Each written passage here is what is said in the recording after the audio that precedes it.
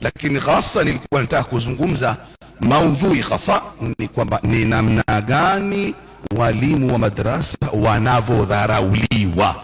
Kama kiongozi ambaye nimetumwa kukutumikieni, na inshallah milango iko wazi, mimi ni mtumwa wenu, wala sio bosi wenu, wala sio kiongozi wenu mkubwa wa kuwa labda na jambo kubwa mbele yenu.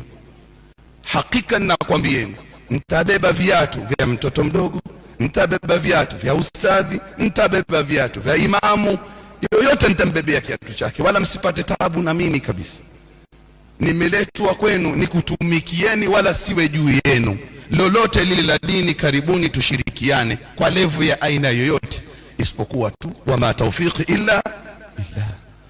Niombeni dua sana niweze kutekeleza haya niliopewa kuyafanya, kusimamia masala ya Waislamu katika mkoa wa Dar es Salaam na jamii inayoishi katika mkoa wa Dar es Salaam, wasiokuwa pia na Waislamu wako katika haki ya mia kuwatekelezea haki zao.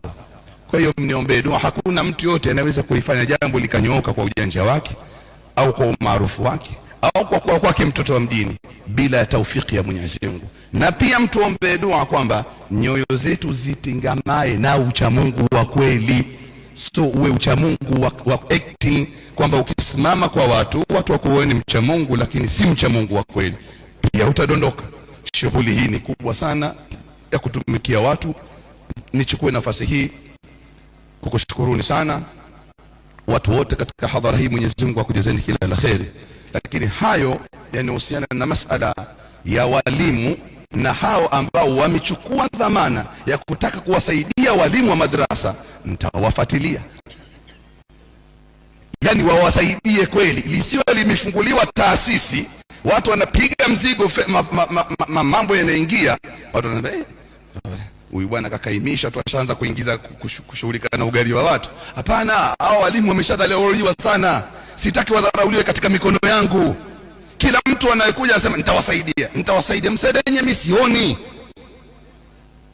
lakini lazima wasaidiwe, kwa sababu katika kazi lazima tugawane, hatuwezi wote tukafanya kazi moja.